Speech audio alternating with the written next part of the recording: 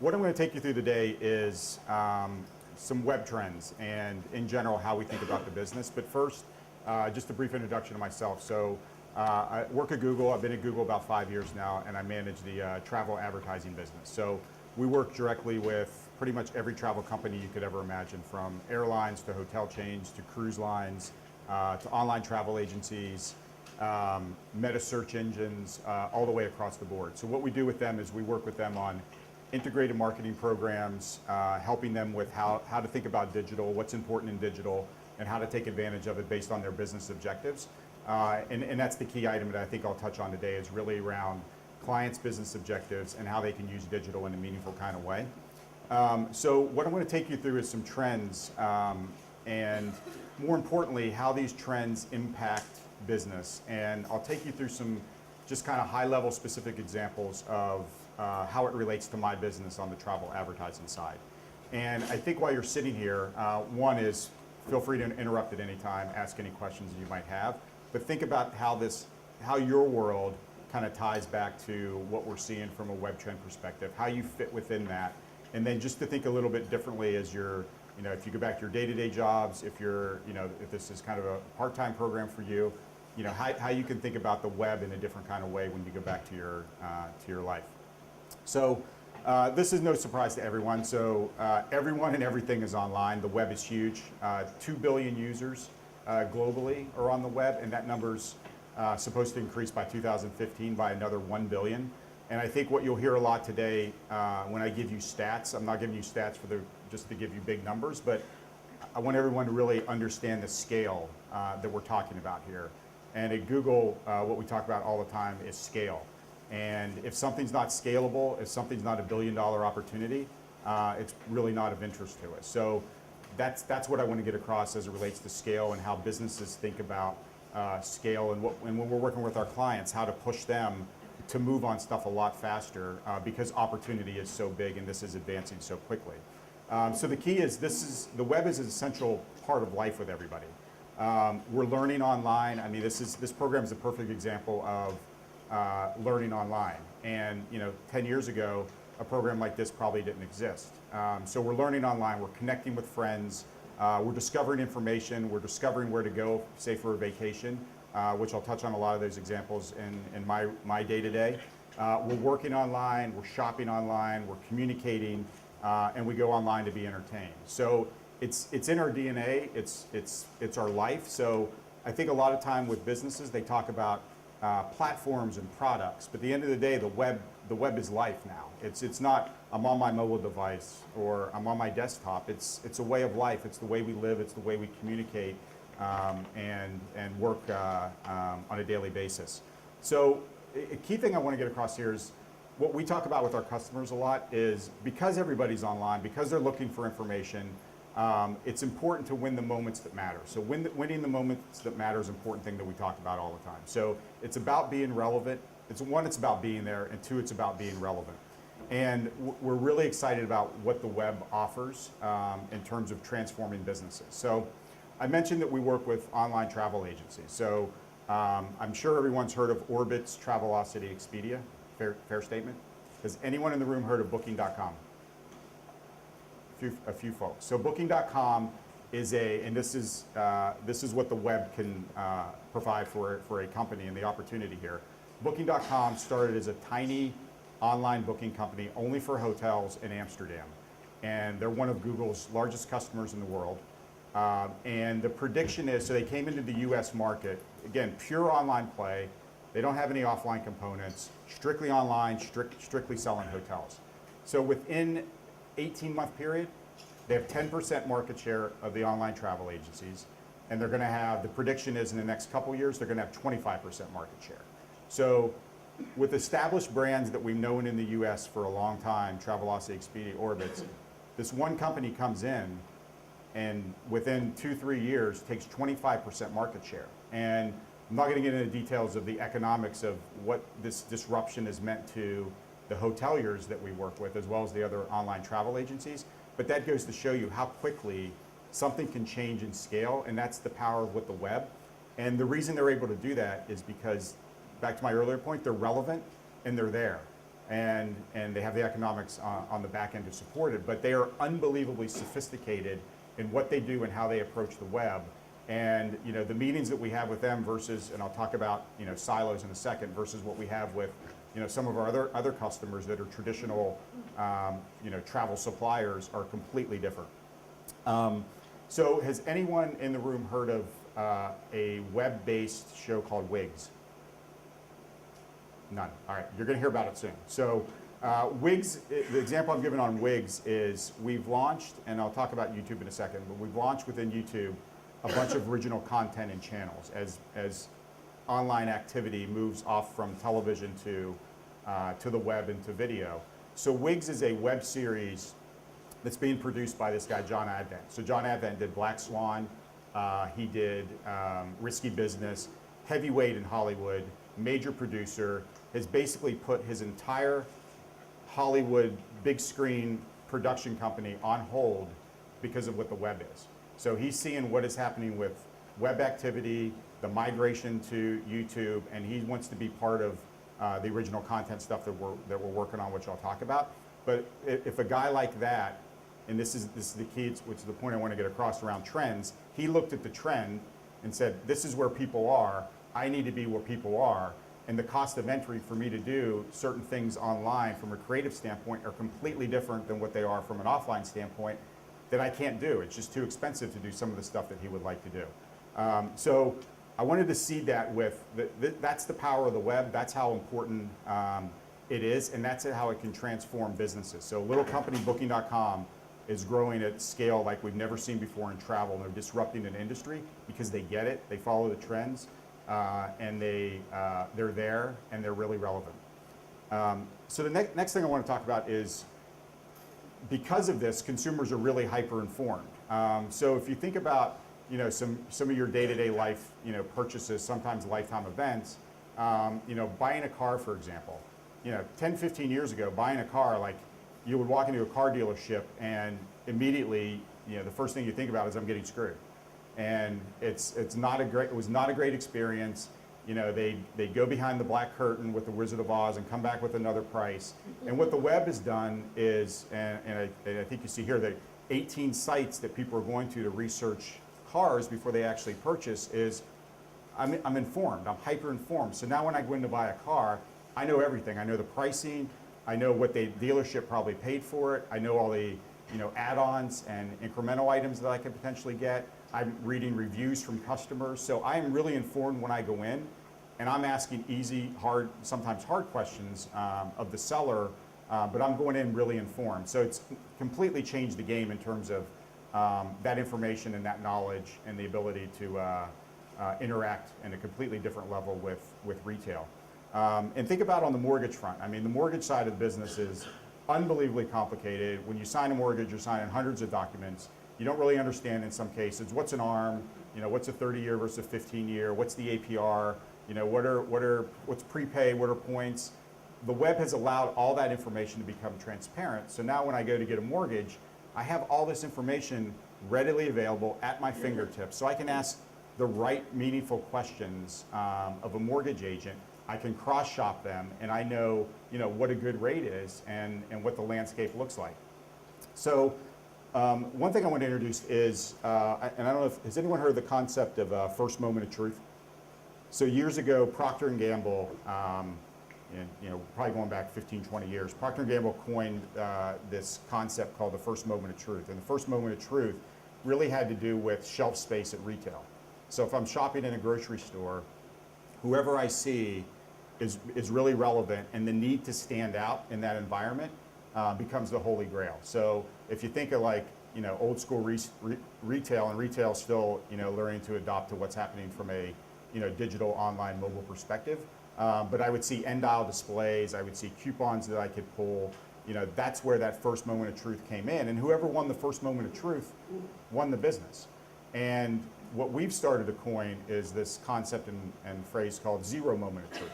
So zero moment of truth is, back to you get a kind of car purchase or mortgage, very involved process across all devices, which I'll talk about the devices in a second, across all different channels. So The theory there being, if I'm not there, I'm going to lose out. So one, it makes marketers' job a whole lot more fun, but two, a lot harder.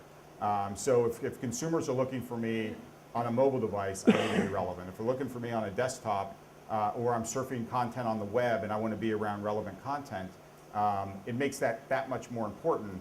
And what we talk about on the travel business all the time, and I'll talk about how we think about the travel cycle, is if I can do a great job marketing to someone through the entire process, and it comes time to actually book, and I'm not there, somebody else is going to grab that business. In a transparent environment where in some cases, brands become a little bit less relevant, pricing's transparent, I can lose that customer in a second. So I could have stimulated the interest, I could have got them down the purchase path. When it comes time to actually purchase, somebody else can come in and steal that customer. So when we think about the zero moment of truth, it's about being there across the board and very involved. So on the travel side of the business, we think of travel in kind of 5 cycles. And I think the key point here is they're all intertwined and it's not a linear process. So we think about the dreaming stage, the researching phase, booking, experiencing, and sharing. So all those different elements potentially feed other areas. So what our clients have been focused on for years is kind of the researching and booking elements. And what we've seen over time is the sharing side of it and the experience side of it has started to really take hold with, if you think about TripAdvisor, which is a review site, all the reviews that are out there on the web are feeding those that are researching travel and booking travel. So, think about your own travel process. So if you're looking for a hotel, in all likelihood, you're going to go to TripAdvisor, and what has started to happen on the hotel side of the business is they started incorporating these reviews into their websites as well. So I've been in the travel business for 10 plus years now. 3 years ago, and this is how, I'll talk about this a lot, this is how fast things change. 3 years ago, if you told me that hoteliers would put reviews on their websites, the industry would have said, never going to happen, no way. And TripAdvisor is a place for that. I don't want to have reviews on my website because I don't want people saying bad things about me. But the reality is, if it's happening on the web, it's out there. You should embrace it and listen to them and be transparent about it. And what's happened is, either supplier hotel websites are using TripAdvisor reviews on their own site, or they're sourcing their own reviews. So Starwood, for example, leverages SPG reviews, and Marriott Rewards is launching their own reviews. So it adds to the credibility, because if you're not providing that, somebody else is going to provide that, and it's an opportunity. What we talk about a lot at Google is really a petri dish and focus group of the world. So I can get all this information and feedback back pretty much real time on what's happening with a hotel property, or what's happening with flights, or what's happening with a car rental, and really, from a quality assurance standpoint, react in a meaningful kind of way. So with this travel cycle, you see some numbers here on the travel side. They're going to 22 sites before they actually book. And again, if you're not there and if you're not part of that process, you can lose a customer or win a customer at any time in that. And they're doing it over 9 sessions. They're doing multiple searches during that. And a slide that we often use with our clients to get them to think about the bigger picture of how this is all connected and how this is all intertwined is this company Compete, which is a research company that we utilize. They do this clickstream analysis. So they take a booking and then they track the consumer all the way through the booking path of all the sites that they went to before they actually book. And what you see is kind of paranoia to a certain degree. I start on one term, I search, I go to another site, I type in another site, I do another search, I go back, and then 22 sites later I actually book on something. To see that activity and to understand that activity is important because, again, back to where I said our customers for the most part really focus just on the transaction. There's a lot of researching that's going on in that, and if you're not there during the early phases, you're going to miss out and you're going to lose out. So they're looking at videos, they're looking at pictures on the web, they're sharing that information, and the biggest thing in the aha moment in the travel industry is really around the transparency of pricing. So think about, for those that are old enough to remember the days when you called your travel agent, 15, 20 years ago, you didn't have any access to what pricing looked like. You didn't have any of that information. So you had to trust that source in terms of what that pricing was. So what the transparency is allowed for, it means that brands need to have their differentiation really come to the forefront. And it gives consumers so much more power when I'm actually looking to look at vacation. So, so the web is very powerful in that way. Consumers are very informed, and we think that's a very good thing. So I don't know if this looks like, you know, your living room, but you know, this is kind of the way that, you know, my wife and I live, which is you're on multiple devices. And I think the really cool thing, so back to the zero moment of truth, a cool element here is, like, you know, we always talk about the connection of offline and online. So I'm watching television and I'm on my mobile device or my tablet at the same time doing research. Easy example is during the Super Bowl. We obviously watch, you know, Super Bowl ads, you know, very closely. We try to extend what they're doing on television online as well to be able to reach consumers and to spread that message and to spread that scale. But what we see is during Super Bowl ads, of the searches that we get for companies that are running Super Bowl ads, 40% are on tablets or mobile devices. I mean, it's pretty mind-boggling. So that tells you I'm sitting in front of the TV and I'm searching for these brands, you know, kind of real time. So the key there is it's to be able to talk to the customers in a meaningful kind of way with the device that they're on. So I may run a television ad for Volkswagen, and I need to make sure that my advertising for mobile or for you know, tablet fits the message that I'm trying to get across on television. If the goal of that campaign is awareness and how cool the car is, you know, I should have cool creative around that. Or if the key is to drive test drives, you know, make sure that the, you know, landing page and the experience that I'm getting on a tablet and mobile device is trying to incent or trying to drive a test drive. So the key to this is that it's all connected. And so with the offline, you know, to online thing, that's what we talk to our customers a lot about, because, and I'll mention silos in a second, but our customers tend to deal really separately in this realm. And the key that we try to get across is, like, this is all interconnected, and to have silos around television and not have them talking to your online or integrated marketing team is a big mistake. So the television team will go over there, they'll buy their television, they'll do their placements, they'll do their flighting, and the other side of the hall has no idea what they're doing. And it's absolutely mind-boggling to see, but these are the type of conversations that we're trying to bring to bear through education of what's going on, through data points to show them that if I run a television campaign, search traffic jumps with their brand during that time. So they need to be there online. And oftentimes we become matchmakers internally for our customers.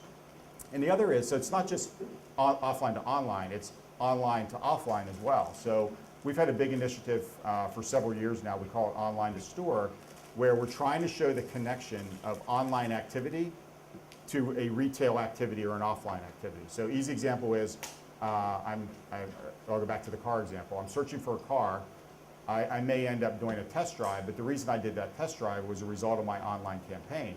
And the cruise industry, which I work very closely with, and this has been a painstaking process over the years, is a lot of online activity is happening in cruise. I think the number is 90% of cruises start with an activity online, either via search or someplace else.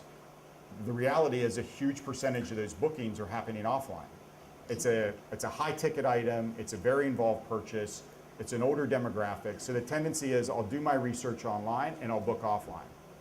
Well, you would think that the cruise lines would say, all right, I'm going to apply some attribution over here to what's happening online, I'll do more online so I can drive these bookings. They don't. So they work in silos and they look at it and say, my offline channel is really important, my online's not delivering from a straight ROI standpoint with bookings happening online, and they miss that connection. So we've been working hard to try to prove it through research and data on this connection, so they can have a much more fulfilled online experience and increase bookings overall. So smartphones. I assume everyone in the room has a smartphone. You know, the old analog stuff, I'm sure, has been thrown away years ago. But what I want to point out here really is the speed around this. So, and this is a very short period of time. So we're talking a couple years here where, you know, smartphones are now, you know, 50% of the market, and smartphones are overtaking PCs. I mean, that's the timing of that is just absolutely mind-boggling. Where, and again, I'll go back to our clients. So I'm working with my clients on, let's just say, optimization tactics around desktop search, and then all of a sudden this mobile where it was a conversation point and a nice to know, and we'd help educate them with what's going on, was only interesting. So the key with this is we need to get our customers to understand how quickly stuff happens. And in old kind of traditional companies, the ability to move quickly is not that great. So back to my Booking.com example, one reason why Booking.com can move so quickly is they're an online company. They're a pure play online company where if you think about travel companies like suppliers and hoteliers and airlines, they're traditional companies that work in the online space. So, they have customer service, they have routes they need to deal with, they have, the cruise industry is unbelievably regulated. So they have all this other stuff they have to deal with, as well as run a web business. So it's not their core competency. So it's harder for them to move fast, but if they don't move fast, they pay more commissions to their online travel agencies. Their competition passes them faster. And it's a difficult process and loop to get out of when they're not moving quickly. So here's an example of speed of scale, and I think this is mind-boggling. So AOL. Does anyone remember getting the AOL discs in the mail 15, 20 years ago? I think they still do that, by the way. But it took them 9 years to get 1 million customers. 9 years. Facebook, it took 9 months for Facebook to get 1 million customers. And there's this little app. Has anyone had the app Draw Something? Draw Something got 1 million users in 9 days. And they recently sold the company for $180 million. So if you're not reacting quickly and reacting at scale, companies are going to lose. And I see it every day with the ones that are ahead of it that want to innovate. But if you're not there, if you're not following these trends very quickly, you're going to get passed. So this is pretty cool. So this is a day, actually it's kind of a day in my life of usage around devices. So what we've seen is really, mobile has become complementary to desktop. So, I'll give you an example of my day. So I live about an hour outside of Manhattan. I take the bus in every day. When I'm on the bus, I'm on my mobile device, which is another thing how quickly that's changed. So 5 years ago when I first started at Google, I'd open up my laptop while I was on the bus. I haven't opened my laptop in 3 years. And the reason I haven't opened my laptop is because phones, these high-end devices have caught up to a point where I can do 98% of what I need to do on my phone, and I don't need to open up a cumbersome, laptop device on the bus. So I'm spending time, on my mobile device during my commute. I get to the office, I open up my, desktop as I'm having free breakfast, which is a good perk, and going about work. And then, as you go out to lunch, mobile device and queries, tend to jump. And then later in the day, again, mobile, starts to peak. And then at nighttime, again, I'm in front of the TV on my tablet. So tablet has become like a lean back, more of an entertainment device than the mobile phone. So what we start to see is some trends emerge out of this, which, those that are nimble, that can react and respond quickly to this tend to win. So on the travel side of the business, it's important for us and our customers to understand this is a multiple screen environment.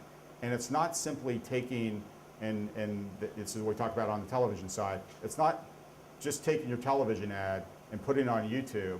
It's about thinking about the type of screen, the type of context and the format, as well as what they're there to do. So my creative, and creative is obviously a very important element in all this, my creative on a tablet should probably be different than what it is on a mobile device, and it should fit the context of that device. So I think we've all become, and I'll talk about how demanding consumers have become, but I think we've become also demanding that, think about if you saw an ad on television and you went on for Volkswagen and you went onto your tablet and did a search for them, and it was their website and it was a bad experience. I mean, you're going to bail within like seconds. And my patience for a site to download on my mobile device, if it's a web-based site that's quick and navigational and made for the mobile phone, that's very simple to understand and navigate, I'll spend time there. If it's just their website on a mobile device, I'm gone within a half a second. And if it takes more than a couple seconds to load, I'm gone as well. So that's what our customers don't understand sometimes. They hear stats, but they need to understand that you're losing a customer if you're not there, and two, if you don't have the right experience and the right information, the right creative around it. So on the travel side, and this is again how fast stuff moves. On the travel side, and I just did this when I was over in Madrid speaking at our travel event. When I was there 4 years ago, and I've been there the last 4 years for the same event, you know, again, mobile was a rounding error. I mean, it was a nice to know, hey guys, mobile is going to be big. This is the year of mobile, but the numbers weren't there to prove it. So all of a sudden, you know, fast forward 4 years later, and all this happened within a 12, 18 month period, and it had to do with devices, is, you know, 25% of our queries for travel are now on mobile devices. You know, 18 months ago, it was mid-single digits. It was interesting, you know, nice to know. Again, back to the traditional companies that we deal with. Why am I going to put a lot of time and effort and resources against a business that's 5%, that getting 5% of the queries? The reality is, you know, we knew it was going to be big. It was only a matter of time, and we'll discuss why we got into the phone business, the hardware and software business. It was going to move fast. So when the devices caught up, all of a sudden people could actually have that experience on a mobile device, and the queries and the information seeking started on mobile devices. So the trend that we've seen in travel is that proximity and close proximity bookings have started to rule. So I may not be doing a lot of research on my mobile devices, but I'm booking, and I'm booking within 24 hours, and I'm booking within 5 to 10 miles. So, you know, I think back like 3 or 4 years ago, you know, for me to land in Chicago or San Francisco or DC and not have a hotel was just, that it would never happen.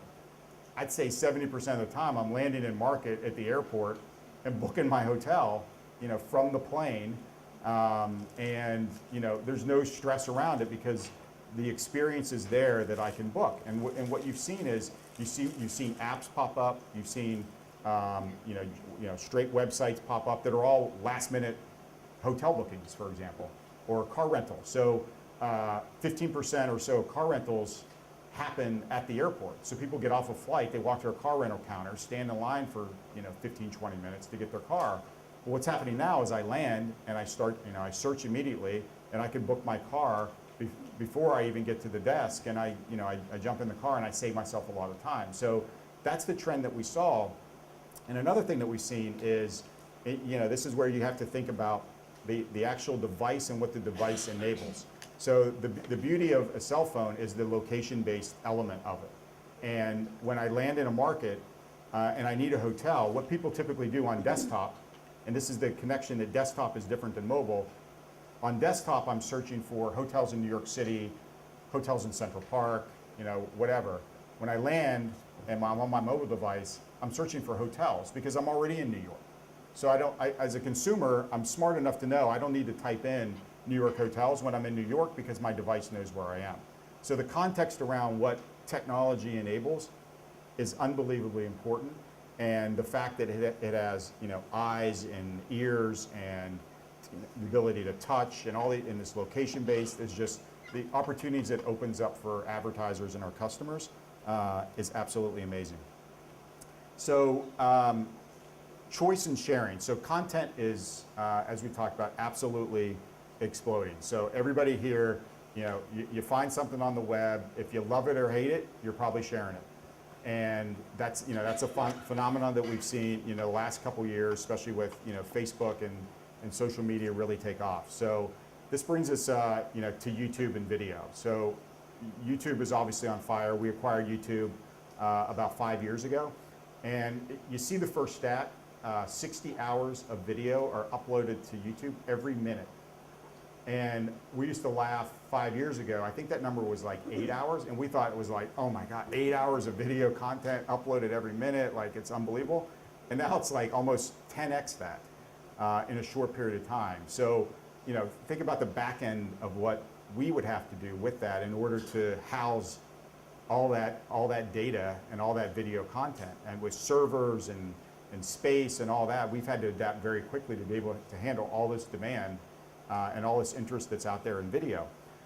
So think back, for those of old enough, I mean, when I was a kid, you know, it was TV broadcast and that was it. So, you know, maybe we had 10 channels, you had networks, you had some local stations, you know, that was it. Then cable comes along, mid 70s, and you go 50 to 100 cable channels. So great experience. I'm expanding content. I have access to more content. What YouTube has enabled is, we have 1 million plus, channels out there. And what that also means is I can consume that content pretty much anywhere I want to. I don't need to be, in front of the TV on the couch with the 5 or 6 shows that you set the DVR for.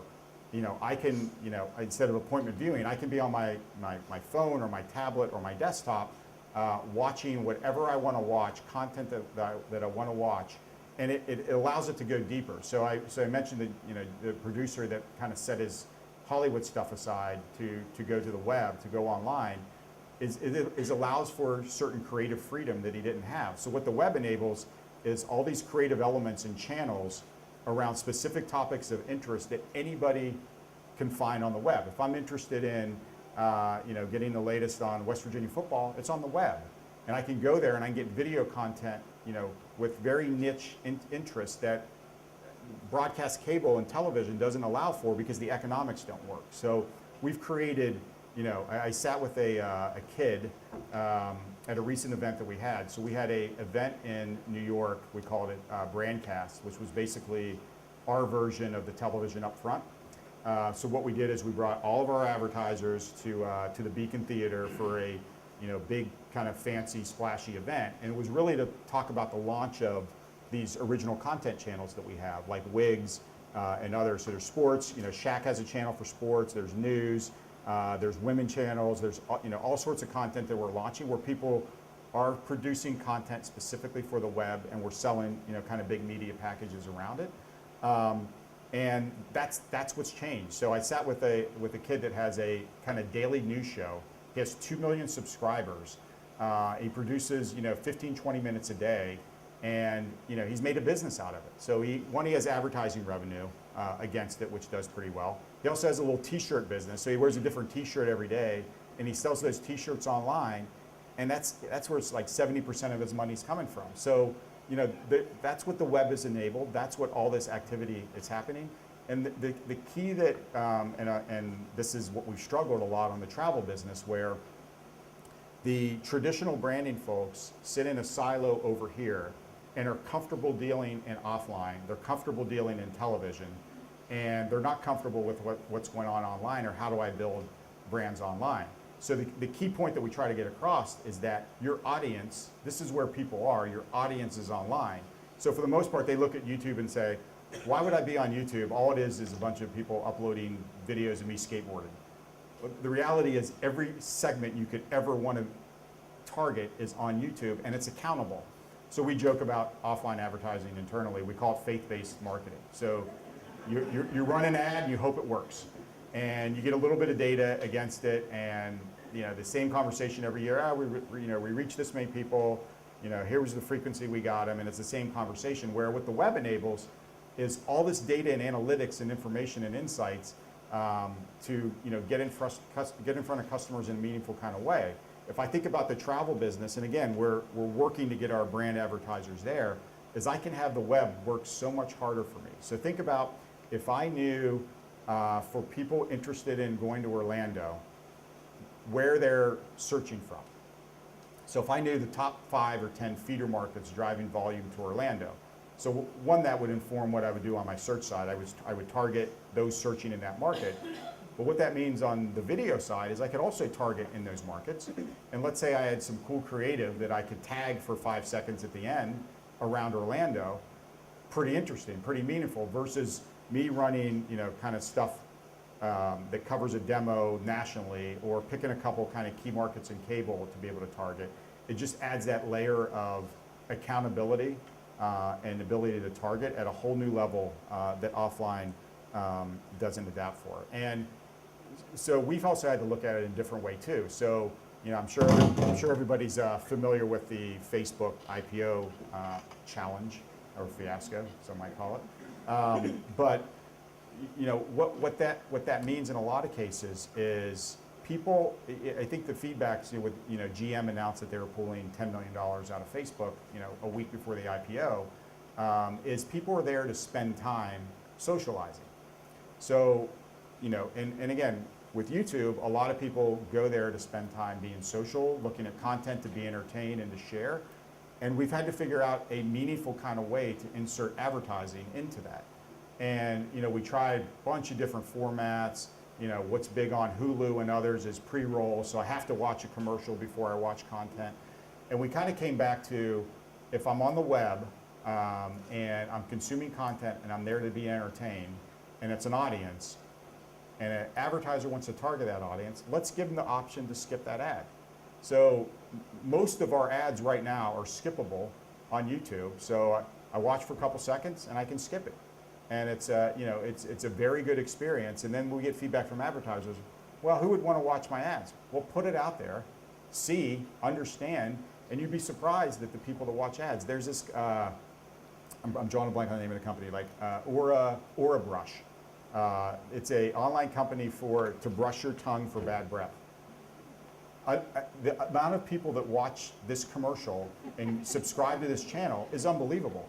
But the normal marketer would look at that and say, who's ever going to be interested in this? And a guy sitting in the back room at the company, a young kid in his early 20s, did some creative around it, put it on the web, and all of a sudden he's the CMO of the company within like a year because he built this audience, he built this following, he built analytics around it, and basically took the business to 4 or 5x of what it was. And people are consuming content, so if they're interested in it, they're going to watch it. If you make it relevant around what that creative is and the content is that they're experiencing on the web, it's going to be that much more meaningful. So our big task, on the travel side of the business is, helping brands build brands online and using video as a platform to be able to do that. We think there's a big opportunity with, I talked about the dreaming phase, the really upper funnel interest in travel, spiking interest. We think we can really help out in that. And I come back to a video about 5 years ago. This New Zealand Tourism Board had a video about New Zealand, and literally you watch the video and you're like, I got to go to New Zealand. And it's even if New Zealand's not on your bucket list, if New Zealand's not of interest, video gets that passion across and that interest. It's sight, sound, and motion. And I see the video, and anyone that sees the video is like, one, I need to take a vacation, or two, New Zealand is definitely on the list now, or three, beach vacation is something that's interesting, or mountains or snorkeling or whatever it is. And that inspires, rather than just what is happening today where everybody's competing for kind of the booker and the last click and all that. Like, this is truly trying to grow the travel pie overall, rather than just competing with your competitors in the middle for the actual booking. So I've touched on this a little bit, but I think it's a really key element that consumers are unbelievably demanding. So Wi-Fi on airplanes. Again, this is how quickly things move. A few years ago, if you got on a flight and you had Wi-Fi, you're pumped. Like, wow, this is awesome. I have Wi-Fi on a flight. Now, if you get on a flight that doesn't have Wi-Fi, you're angry. And that's within like 18 months. And it's unbelievable how quickly that moves. And so if I think about our travel business, we've seen the same thing on the search business. So what's happened with search is, years ago, people would search for hotels in New York. Now they're searching for hotels in New York near Central Park, hotels in New York with free breakfast, free Wi-Fi, dog-friendly, whatever it is. They're asking for more information. So that told us a couple things. One is they're demanding, and it told us another thing. We have a difficult time answering those questions. So if our mission and our goal is to organize the world's information and make it accessible and useful, we're not able to make it that useful. If I'm searching for free Wi-Fi, I can only give them a basic result. So we looked at that and said, and the way we tended to do things is horizontally. So what we rolled out for universal search or video in search or whatever it is would apply to all verticals. But we looked at travel and said, travel's a little different. Like, I'm searching for New York. There's a lot of questions that consumers want to ask that we, one, can't provide them a platform to ask those questions, and two, we don't have the content to be able to answer some of those questions. So, how many days do you want to stay? What 5-star hotel or 2-star hotel? What's your budget? We couldn't ask those questions. We didn't have the content to answer those questions. So we looked at it and said, let's look at travel a little differently, and let's go out and figure out a way to be able to source that content so we can ask those questions. So a couple things we've done. We bought a company called ITA, which is a flight software company. So they do a lot of flight search for many of the airlines, many of the OTAs, slick technology, a bunch of MIT engineers up in Cambridge. So we bought them a couple years ago. It took a year to get through antitrust. And about a year ago, a little more than a year ago, the acquisition went through. And what that enabled us to do is get flight information quickly without going out and striking a million partnerships with those that have the data. So, if you went to google.com/flights, you could have a flight experience. I put my dates in, I can choose my destinations, I can look at prices from different points. And for those that have worked, so we unveiled, so it took us, this is why speed is so important. Other companies, it would take a year plus to be able to get something out the door. It took us 3 months from the time the acquisition was finalized to get a product, it's not really a product, a augmentation to our search results out the door. And that's our philosophy, is test and iterate. So it's not gonna be perfect, things aren't gonna be great, consumers aren't gonna like certain things, but we get it out there, we see what consumers like, and we iterate from there so we can get it to the point where we have a great experience that people love. And so we launched it at a travel event that we had in New York City. And the most cynical industry executives that have been around the business forever. I remember one guy stood up in an airline, and the first thing he said is bravo. And he said bravo because of how fast it was. So we're all about speed, and speed wins. When you're concerned about anything else, our opinion is speed wins. And think about when you do a search on an airline or an online travel agent site, you put in your dates, you click off a search, takes a couple seconds, 3 seconds. Ones that take 8 seconds, you're probably gone. But it takes a little bit of time. And the thing that was so striking when we unveiled this, it was literally real time. So I could change my dates 2 days, 3 days, the pricing, all that would change real time.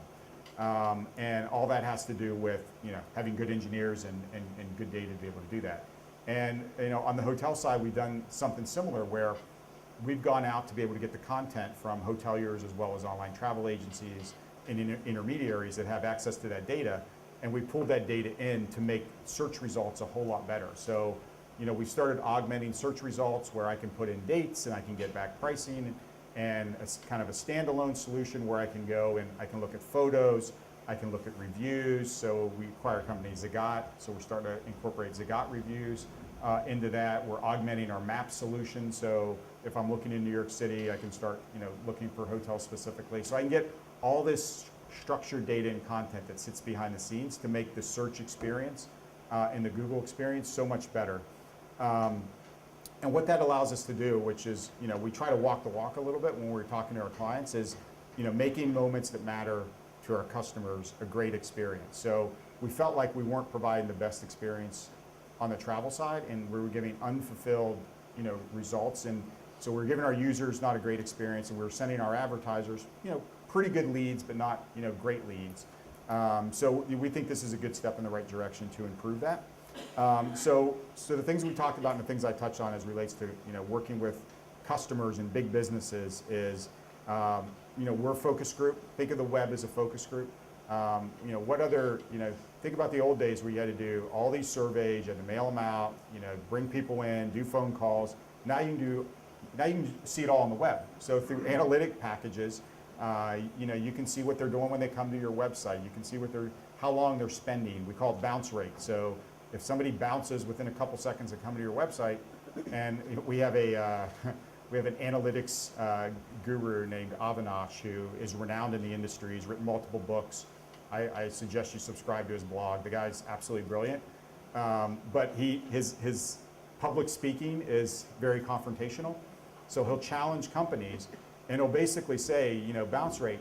Somebody comes to your website and you can't keep them for 2 seconds. He's like, you suck. I mean, that's absolutely terrible if you can't keep them on your website for 2 seconds. And so the key is, but this is a focus group, so I have all this data analytics, so do something about it once you see a trend and a result. The zero moment of truth, so all this is connected. the different devices, the different channels that we're talking about. It's all the web, it's all interconnected. Creative, so we touched on creative a little bit. You know, creative tends to rule, and it sounds unbelievable, but simply on the search side, adjusting advertising creative in the 3 lines that we provide to our customers can be game changing. So if I'm searching for free Wi-Fi, the advertising text should have free Wi-Fi in the text. And when the landing page I land on should have some information around free Wi-Fi. So it's that whole kind of connection, you know, kind of from top to bottom. And then on the, you know, kind of, you know, really sexy creative side, it's the, you know, it's the making your creative relevant to the web. So what a lot of people have done, in some cases it works, is they've taken their television advertising, they've placed it on YouTube, or they placed it on the web. What those that are innovative have done is they've made their creative specifically for the web, and they made it meaningful based on the content that they're looking to target, based on the people they're looking to target, and make it really work for them. The other area, you know, no silos. So you know, it drives us crazy when, well, I can't do that because, you know, that team over there manages that, or, you know, we have an advertising format called click to call on mobile devices.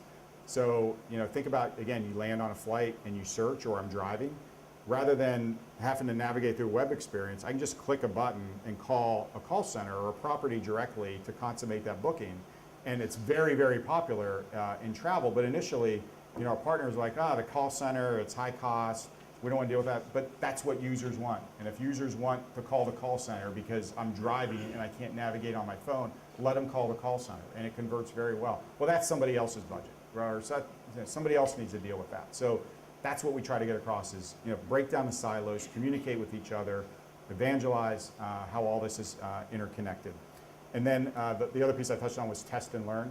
So it's an unbelievable petri dish for testing, learning, iterating, finding what works, finding what doesn't work, and scaling as you have success.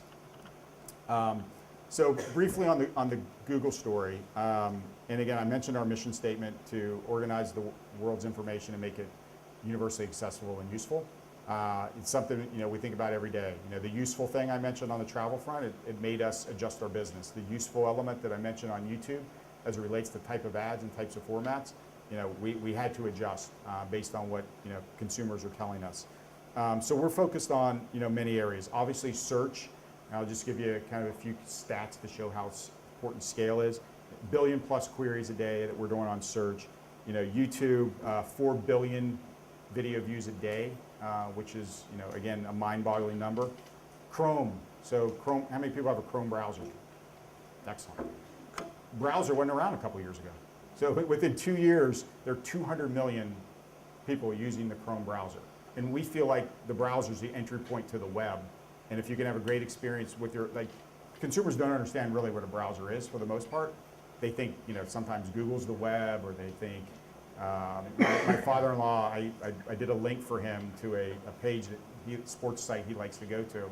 And it's Firefox is the browser that I put it on. And he's like, oh, that Fox thing you put on my computer is amazing. So people don't understand it, but the reality is you don't need to understand it. I mean, we've done some education around what a browser is, and we've done some commercial spots around it as well, so people can have a better understanding of how important this browser experience is to your overall web experience. Apps. I mean, apps is fundamental part of our business, a part of, you know, my day to day. We have 4 million businesses using Google Apps right now. Again, back to, you know, several years ago when I'd open my computer, you know, now when I'm on my mobile device, I can get access to documents in the cloud.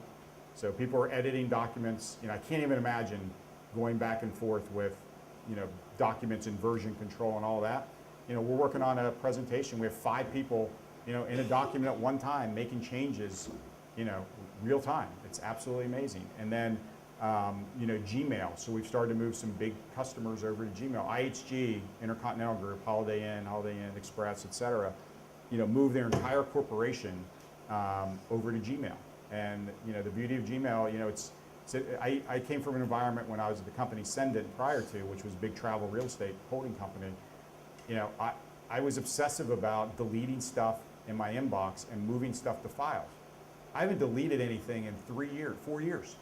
And once I got comfortable with the fact that I could search it and find it, and 99.8% of the time I can find what I'm looking for, I mark some stuff that I need to read to follow up with. You know, we have a priority inbox where stuff starts to flow to based on certain criteria, but I don't delete anything anymore. So the fact that, apps are making our lives so much easier. I was chatting earlier with Rick about Hangouts.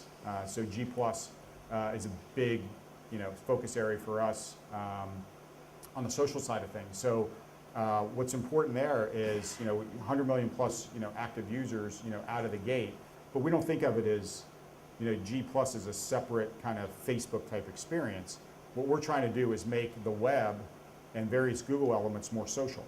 So if I see a video and I can share it, and I can share it with a certain group of friends within my circles, that's a good experience. It's not about logging in and going to my G Plus page to look at the stream. Sure, people are going to do that, but the play is making the web and making search and making video and making mobile a much more social experience. So I think what the terminology we use is we ship the plus, now we're shipping the Google. So we're trying to make all those elements much more user friendly.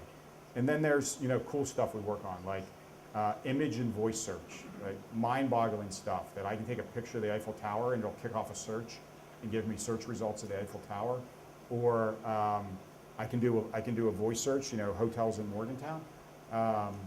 20 plus percent, 25% of our searches on mobile devices are voice search, and the ability to convert that text is unbelievable. I mean, I don't have to speak like I was watching War Games, if anybody remembers that movie. I don't have to speak like a robot into it. I can have a normal conversation and it gets it 95% of the time. It gets it right. Street View, Street View is absolutely, game changing, right? So, on our side of the business, if I want to look at a hotel, I can go, for the most part, to the street level, look at what that property looks like, in addition to the photos I'm already getting from content providers on the web about that property. Very cool, and directions at the same time. So we launched a feature which shows how, back to the silos, how we integrate cross-channel. So if anyone's used, Google navigation and maps on your phone, where you type in an address, you can do driving, public transit, walking, and even biking. We've integrated that into our hotel finder solution as well. So if I'm looking for a hotel in New York, I can say, show me hotels that are a 10-minute walk from my hotel or a 20-minute public transportation ride from my hotel. Very useful, very helpful. So we basically just integrated what was already happening into something we thought was very important for travel and make that experience that much better. And then things like Google Translate. So converting text in other markets, as I was just in Tokyo and was able to ask a couple questions I needed to ask based on that translation device. So a key for us is, to finish up, is making the web work for our customers. So I feel like everybody thinks, oh, it's so daunting and I have so much work I need to do. Like, our job is to try to make it easier for everybody to utilize the web, provide a better experience for users and their customers, and at the end of the day, help them drive revenue in a meaningful way. So winning the moments that matter. I talked about making better decisions and go bigger, go faster. So this is a pretty cool example. So this is a colleague of mine that was down at a restaurant in New Orleans, and this two-guy band didn't know the song that they wanted him to play. So they pulled up the sheet music on the phone, put it there, and the guys played the song for him. So that's a social moment that mattered to somebody and made their dinner and New Orleans experience probably that much better because they were able to provide that sheet music to the band. Make better decisions. I talked about this data's king, and back to the faith-based stuff. If your marketing campaigns are based on faith, you're going to lose. And those that use analytics, those that look at data, those that look at trends, simple trend stuff to look at. You think about your life or your business or whatever. You can go to Google Insights for search for free and put in terms and see what relative interest is of a certain item over time, and that can help inform decisions. What we do a lot on the travel business is we mine hotel query data So we can go to a customer who's interested in Orlando. How am I doing in Orlando? Well, here's how you're doing in Orlando. Here's what demand looks like, meaning those interested in searching for Orlando. What we're now funneling in is where that interest is coming from. So feeder markets is a big thing for people. On the airline side, routes and origins and destinations. If I'm searching in New York to go to California, Virgin America wants to target that person in New York going to California. So if we can supply that data to them, where that interest is coming from, which sometimes doesn't align with what they traditionally think, they can make better, more informed decisions. Or our car rental companies, as they're moving supply all over the place, they look to our data to figure out where to place certain cars in inventory based on what demand looks like from people searching. And then there's enough scale there that they can get a good feel for what that looks like. And the last thing is just go bigger, go faster. What we were talking about with the Hangouts in Google+. I don't know if anybody's used the Hangout feature, but I haven't done a conference call in I don't know how many years at work. It's all video conference. We have our own internal system, but it's all built off the Hangout technology that's now in Google+. So I can go, calendar meeting, I can invite 7 people to it. It'll have a link to the Hangout. There's the 7 people, on the call, and it's clear as day. There's cool annotations in there now where you can put, a pirate patch on your head or a hat on your head. So there's a lot of, kind of cool features in there, but it just makes business that much easier and makes that social experience with internal folks as well as external clients that much better, where you can actually see them and communicate them. And this course again is a perfect example. A program is a perfect example of how powerful the web is. That 100+ people here, several hundred people in the program. I mean, it's pretty mind-boggling, and leading the way, if you will, in this particular initiative. So I'll finish there, and I'll ask if anyone has any questions. I'm happy to answer them. But thanks for having me. Keep using the web, keep searching, keep watching videos, and keep going to Google+. Thank you.